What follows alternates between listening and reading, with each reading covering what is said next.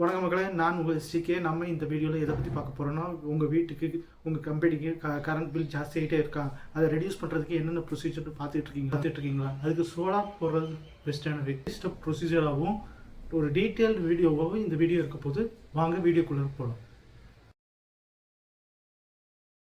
நம்ம solar power பிளான்ட்டை பற்றி சிம்பிளாக எப்படி புரிஞ்சுக்கலாம்னு பார்க்கலாம். சோலார் சிஸ்டம் எப்படி ஒர்க் ஆகுதுன்னா, சோலார் பேனல், பிவி பேனல்னு சொல்லுவாங்க. ஃபோட்டோவோல்டிக் செல்ஸ் இருக்க PV panel, solar energy light மூலியமாக, சோலார் வெளிச்சத்தின் மூலியமாக நமக்கு வர வெளிச்சத்தின் மூலமாக அந்த சோலார் பேனலில் இருக்க பிவி செல்ஸு சார்ஜ் ஆகி டிசி கரண்ட்டை நமக்கு டிஸ்ட்ரிபியூட் பண்ணுறது. நம்ம வீட்டில் யூஸ் பண்ணுற எல்லா அப்ளிகேஷனும் ஏசி கரண்ட் மூலியமாக ஒர்க் ஆகிறதுனால அதை டேரெக்டாக நம்ம யூஸ் பண்ண முடியாது. அதுக்கு ஒரு இன்வெர்டர் மூலியமாக டிசியை ஏசியாக கன்வெர்ட் பண்ணி ஏசி கரண்ட்டாக நமக்கு தருது.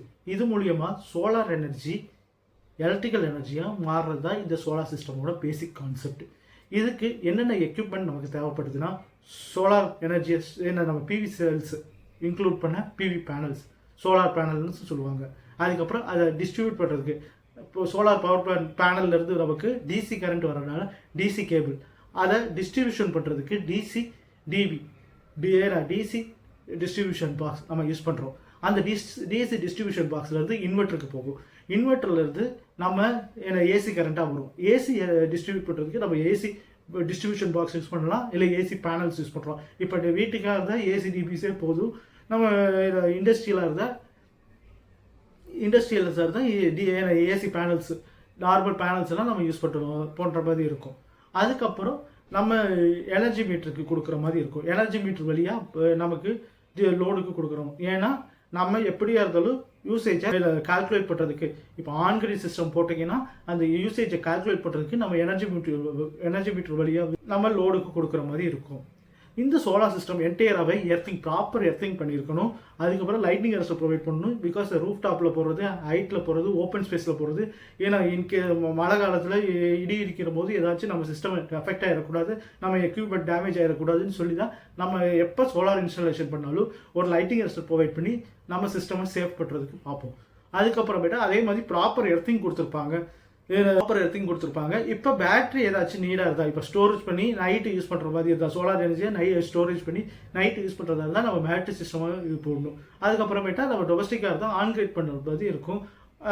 கம்பெனியாக இருந்தாலும் ஆன்கிரேட் பண்ணுறதா இருந்தால் டேரெக்டாக நம்ம என்ன கெப்பாசிட்டி அதுக்கேற்ற மாதிரி கண்டக்டர் போட்டிருக்காங்களான்னு செக் பண்ணி ஆன்கிரேட் பண்ணுறது மாதிரி பண்ணுவோம். ஃபஸ்ட்டு டொமஸ்டிக் சிஸ்டமை பற்றி பார்க்க போகிறோம். டொமஸ்டிக் சிஸ்டம்னா நம்ம வீட்டுக்கு ஒரு 2 கிலோவாட் இல்லாட்டி 5 கிலோவாட் சர்வீஸ் வாங்கியிருப்போம். அந்த 2 கிலோவாட்டுக்கு 5 கிலோவாட் சர்வீஸுக்கான சோலார் பேனல் இன்ஸ்டாலேஷனுக்கு எப்படி பண்ணலான்னு பார்ப்போம். ஒரு 2 கிலோவாட் நம்ம வீட்டு சர்வீஸாக இருந்துச்சுன்னா அது ஒரு 3 கிலோவாட் வரைக்கும் சோலார் இன்ஸ்டாலேஷன் பண்ணிக்கலாம்.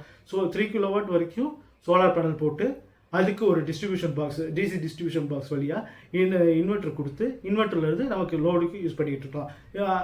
நம்ம லோடு யூஸ் பண்ணும்போது பகல் நேரத்தில் டேரெக்டாக லோடு யூஸ் பண்ணி பேலன்ஸ் இருக்க பவரை ஆன்கிரிட் மூலியமாக நம்ம திரும்ப இபிக்கே அனுப்பிச்சி விட்ருவோம். இபிக்கே அனுப்புறதுனால நம்ம இபி பில்லிருந்து யூசேஜுக்கான கரண்ட் பில் ரெடியூஸ் ஆகும். அதே மாதிரி நைட்டு யூசேஜ் நம்ம ஆன்கிரிட் மூலியமாக நம்ம லோடுக்கு யூஸ் பண்ணிகிட்டு இருப்போம். அதனால பகலில் யூஸ் பண்ணுற கரண்ட் ஃபுல்லாகவே சோலார்லேருந்து எடுத்துகிட்டு நைட்டில் இருக்க கரண்ட் வந்து நம்ம இபிலேருந்து எடுத்து நம்ம போடுறோம். அதனால நம்ம பகலில் யூஸ் பண்ணுறது மேக்ஸிமம் பகலில் ஏசி இதெல்லாம் ஜாஸ்தியாக யூஸ் பண்ணும்போது நம்ம கரண்ட் பில் சேவ் ஆகுது. அதை தான் டொமஸ்டிக்கில் ஒரு சோலார் போட்டு நமக்கு இன்வெஸ்ட்மெண்ட் மட்டும் தான் ஜாஸ்தியாக இருக்க போகும். இனிஷியலாக இன்வெஸ்ட்மெண்ட் ஜாஸ்தியாக இருக்கும். அதோட மெயின்டெனன்ஸ் காஸ்ட் ப்ராப்பராக மெயின்டைன் பண்ணோம்னா லாங் லைஃபுக்கு நமக்கு இது இபி பில்லாக ரெடியூஸ் பண்ணுறதுக்கு இது ஒரு நல்ல ப்ரொசீஜராக இருக்கும். அதே மாதிரி commercial buildings like hospital, hostel, அது மாதிரி நிறைய கமர்ஷியல் பில்டிங்கும் நம்ம சோலார் பவர் பிளான்ட் போடுறது நல்லாயிருக்கும், பெனிஃபிட்டாக இருக்கும். அதுக்கு ஏற்ற மாதிரி லோடு நம்ம யூஸ் பண்ணுற லோடு என்னன்னு கரெக்டாக கால்குலேட் பண்ணி அதுக்கேற்ற மாதிரி சோலார் பவர் பேனல்ஸ் போட்டு நம்ம இன்ஸ்டால் பண்ணோம்னா கமர்ஷியலுக்கும் பெஸ்ட்டாக இன்வெஸ்ட்மெண்ட்டாக இருக்கும். இண்டஸ்ட்ரியலை பொறுத்த வரைக்கும் நம்ம இண்டஸ்ட்ரியலில் சேச்சுரேஷன் லோடு என்னன்னு தெரியணும். அது பவர் டிரான்ஸ்ஃபார்மர் யூஸ் பண்ணுறாங்களா, இப்போ 11 kVக்கு மேலே யூஸ் பண்ணுறதா இருந்தால் அதோட டிரான்ஸ்ஃபார்மர் கெப்பாசிட்டி, நம்ம மேக்ஸிமம் லோடு எவ்வளோ யூஸ் பண்ண போகிறோம் அதெல்லாம் கால்குலேட் பண்ணி ப்ராப்பரான சைஸில் நம்ம சோலார் இன்ஸ்டால் பண்ணுற வேண்டியது நல்லா. அப்போ தான் ஒரு ப்ராப்பரான வேலை சோலார் இன்ஸ்டால் பண்ணால் மட்டும்தான் கரெக்டான சோலார் சிஸ்டம் ஒர்க் ஆகும். இல்லாட்டி அது மால் ஃபங்க்ஷன் ஆகிட்டே இருக்கும். ஆன்கிரிட்னா என்ன, ஆஃப் கிரிட்னா என்ன, ஹைப்ரிட், இந்த மூணுத்துக்கான டிஃப்ரென்ஸை இப்போ பார்க்க போகிறோம். ஆன்கிரிட்னா நம்ம சோலார் எனர்ஜியை பகலில் யூஸ் பண்ணி பேலன்ஸ் இருக்கிற பவரை டேரெக்டாக இபிக்கே கொடுக்கறது தான் ஆன்கிரிட் சிஸ்டம். அதே மாதிரி ஆஃப் கிரிட்னா ஒரு ஐசோலேட்டடான ஏரியாவில் ஒரு டொமஸ்டிக் இப்போ இபி கரண்ட்டே ஒரு சில இடத்துல வாங்க முடியாத இடத்துல நம்ம சோலார் பவர் பிளான்ட் இருந்து ஒரு பேட்டரி ஸ்டோரேஜ் பண்ணி நம்ம வீட்டுக்கான லோடை யூஸ் பண்ணி இல்லை கன்சர்ன் லோடை யூஸ் பண்ணுறது தான் ஆஃப் கிரிட் சிஸ்டம். இப்போ சோலார் பம்ப்ஸ் எல்லாம் சில இடத்துல போட்டிருப்பாங்க. அந்த சோலார் பம்ப்ஸ் எல்லாம் எல்லாமே ஆஃப் கிரிட்ல சில சமயம் ஒர்க் ஆகிற மாதிரி வச்சிருப்பாங்க. சோலார் எனர்ஜி பிவி செல்ல சார்ஜ் ஆகி டிசி கரண்ட்டை டேரெக்டாக பேட்டரி ஸ்டோர் பண்ணி பேட்டரி ஸ்டோரேஜ்லேருந்து ஒரு இன்வெர்டர் வழியாக லோடு கொடுத்தா அது ஆஃப் கிரிட் சிஸ்டம். இதுவே ஹைப்ரிட் சிஸ்டம் எப்படி ஒர்க் ஆகும்னா, சோலாரில் இருக்கும்போது சோலார்லேருந்து பவர் எடுத்துக்கணும். திடீர்னு சோலாரில் வெயில் கம்மியாயிருச்சு, அந்த டயத்தில் இபிலேருந்து கரண்ட் ஆகிருக்கும். இபிலேருந்து பேட்டரி ஸ்டோரேஜ் ஆகி சோலார்லேருந்து பேட்டரி ஸ்டோரேஜ் ஆகும். அதே மாதிரி இபிலேருந்து பேட்டரி ஸ்டோரேஜ் ஆகி நைட்டு நம்ம பேட்டரியிலேருந்து நம்ம பவர் யூஸ் பண்ணால் அதுதான் ஹைப்ரிட் சிஸ்டம். இதை பற்றி நம்ம டீட்டெயிலாக பார்த்தாச்சு. அடுத்தது சோலார் போடுறதுனால நமக்கு என்னென்ன பெனிஃபிட்ஸ் இருக்குது. இபி பில் ரெடியூஸ் ஆகும். ரெனியூபிள் எனர்ஜினால நம்ம ஒரு தாட்டி இன்வெஸ்ட் பண்ணி நம்ம யூஸ் பண்ணிக்கலாம். அதுக்கப்புறம் அது தீர போகிறதுன்னு எதுவுமே இல்லை ரெனியூபிள் சிஸ்டம்னால. அதுக்கப்புறம் டே டைமில் இருக்க யூஸ் பண்ணுற பீக் லோட நம்ம ரெடியூஸ் பண்ணுறோம் இபி கன்சப்ஷனை. அதுக்கப்புறம் லாங் டேர்மும் இது நமக்கு யூசேஜ் ஆக இருக்க போகுது. அதுக்கப்புறம் ரூஃப் டாப் இருக்க ஸ்பேஸை நம்ம யூஸ் பண்ணி நம்ம இந்த சோலார் சிஸ்டமை இன்ஸ்டால் பண்ணுறோம். அதுக்கப்புறமேட்டா கார்பன் எமிஷன் இப்போ வித் ஜென்ரேட்டர் யூஸ் பண்ணி நீங்கள் பண்ணீங்கன்னா கார்பன் ஜென்ரேஷன் ஆகும். அதை இதை ரெடியூஸ் பண்ணுறது. இது ஒரு ப்ராப்பரான சோலார் சிஸ்டம் எப்படி இன்ஸ்டால் பண்ணுறதுன்னா, சிஸ்டமோட சைஸ் என்னன்னு தெரியணும், குவாலிட்டி ஆஃப் எக்யூப்மெண்ட் போடணும், அதுக்கப்புறம் ப்ராப்பராக இன்ஸ்டால் பண்ணணும், அதை ப்ராப்பராக மெயின்டைன் பண்ணுறது. ஒரு எலக்ட்ரிக்கல் இன்ஜினியர்கிட்ட நீங்கள் ஃபஸ்ட்டு நீங்கள் சொல்ல வேண்டியது உங்களோட லோட் சைஸ். இப்போ வீட்டுக்கு யூஸ் பண்ணுறீங்கன்னா ஒரு 2 கிலோவாட் லோடு யூஸ் பண்ணுறோங்க, அதனால நீங்கள் ஒரு 3 கிலோவாட் போடுங்க அப்படின்னு சொல்லணும். அதேவே ஒரு கமர்ஷியல் பில்டிங்காக இருந்தால் ஒரு 15 கிலோவாட்டு 20 கிலோவாட்டு நம்ம ஒரு கமர்ஷியல் லோடு இருக்குது, இல்லை 50 கிலோவாட் வரைக்கும் கமர்ஷியல் பில்டிங்கோட லோடு இருக்குது. அப்படின்னு ப்ராப்பரான லோடு, எனக்கு கனெக்டட் லோடு என்ன, அதோட எப்படி யூஸ் பண்ண போகிறீங்க, ஃப்யூச்சரில் ஏதாச்சும் வருதா அதுக்கேற்ற மாதிரி எக்ஸ்ட்ரா கூட யூஸ் பண்ணுவோம் அப்படின்னு நீங்கள் ஃபுல்லான சிஸ்டமை ப்ராப்பராக அவங்களுக்கு சொல்லிடணும். இன்ஜினியர்ஸும் சரி, அவங்க ஃபியூச்சர் லோடு எல்லாமே கேட்டுக்கணும். ப்ராப்பராக எர்த்திங் கொடுத்துருக்கணும், லைட்டிங் கரெக்டாக ப்ரொவைட் பண்ணியிருக்கணும், ப்ராப்பராக குவாலிட்டியான எக்யூப்மெண்ட் போடுற மாதிரி நம்ம சிஸ்டமை எப்பயுமே சேஃபாக போடணும். இன்ஜினியர்ஸ்க்கு பொறுத்த வரைக்கும் ஏதாச்சும் டவுட்டு எலக்ட்ரிக்கல் சோலார் சிஸ்டமை பற்றி ஏதாச்சும் டவுட் வேணும்னா என்னோட இன்ஸ்டாகிராமை ஃபாலோ பண்ணி என்னை டிஎம் பண்ணுங்கள்.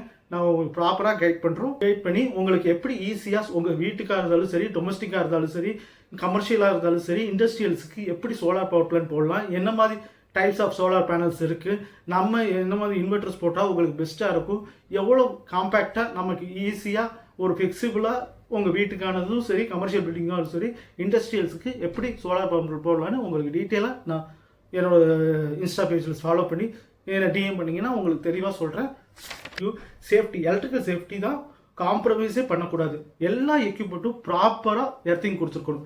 2 எர்த்திங் கம்பல்சரி. எல்லா சிஸ்டம் நம்ம சோலார் சிஸ்டம் ஃபுல்லாக 2 எர்த்திங் கம்பல்சரி இருக்கணும். அதுக்கப்புறம் சோலார் சிஸ்டமில் என்னென்ன கேர்ஃபுல்லாக இருக்கணும். சோலார் சிஸ்டமில் சோலார் பவர் பிளான்ட்லேருந்து ப்ராப்பர் எர்த்திங் மூலியமாக டிசி டிஸ்ட்ரிபியூஷன் பாக்ஸுக்கு வரணும். டிசி டிஸ்ட்ரிபியூஷன் பாக்ஸ்லேருந்து இன்வெர்ட்டருக்கு போகணும்.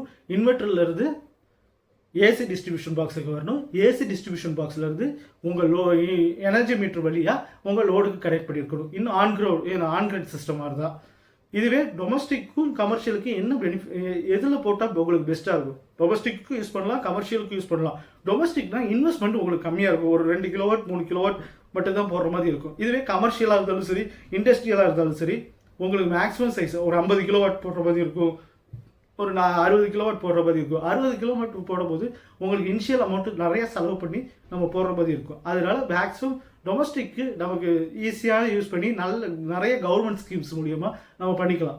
கமர்ஷியலுக்கும் கவர்மெண்ட் ஸ்கீம் நிறைய இருக்குது. அதெல்லாம் டீட்டெயிலாக இன்ஸ்டா பேஜில் போடுறேன். அது இல்லாமல் அடுத்தடுத்த வீடியோவில் உங்களுக்கு டீட்டெயிலாக சொல்கிறேன். அதனால மேக்ஸிமம் டொமஸ்டிக்கு நிறைய ஸ்கீம்ஸ் இருக்குது, கமர்ஷியலுக்கு நிறைய ஸ்கீம்ஸ் இருக்குது. நீங்கள் இதை ஒரு இன்வெஸ்ட்மெண்ட்டாகவும் யூஸ் பண்ணுறதா இருந்தாலும் யூஸ் பண்ணலாம். ஃபைனல் மெசேஜ் என்னன்னா, ஏன்னா சோலார் ஃபியூச்சர் மட்டும் இல்லை, சோலார் ப்ரெசன்ட்லேயும் நமக்கு எனர்ஜியாக இருக்குது. அதை எப்படி ப்ராப்பர் வேலை சேனல் பண்ணி நம்ம யூஸ் பண்ணி நம்ம கரண்ட் பில்லை ரெடியூஸ் பண்ணுறோம், ஒரு கார்பன் எமிஷனை கம்மி பண்ணுறோம், நம்ம இதை ஒரு பிஸ்னஸ் தான் பண்ணுறோம், ஒரு அசட்டாக ஃபியூச்சரில் ஒரு 2-3 ஏக்கரில் வச்சு அசட்டாக கூட நீங்கள் இன்வெஸ்ட் பண்ணலாம். இதுக்கான ப்ராப்பர் டீட்டெயிலான அடுத்தடுத்த வீடியோவில் வரும். எப்படி ஒரு ட்ராவல் வித் எஸ்டிகே பிளாக்ஸ் அப்படின்னு நான் போட்டிருப்பேன் என்னோட இன்ஸ்டா பேஜ். அதுலேருந்து நீங்கள் டீட்டெயிலாக கேட்டுக்கோங்க.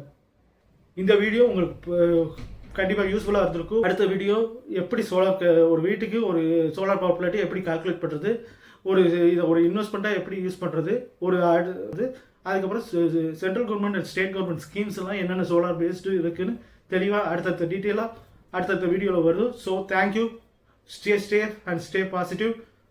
டாடா பாய். ட்ராவல் வித் எஸ்டிகேவை ஃபாலோ பண்ணிக்கோங்க. பாய்.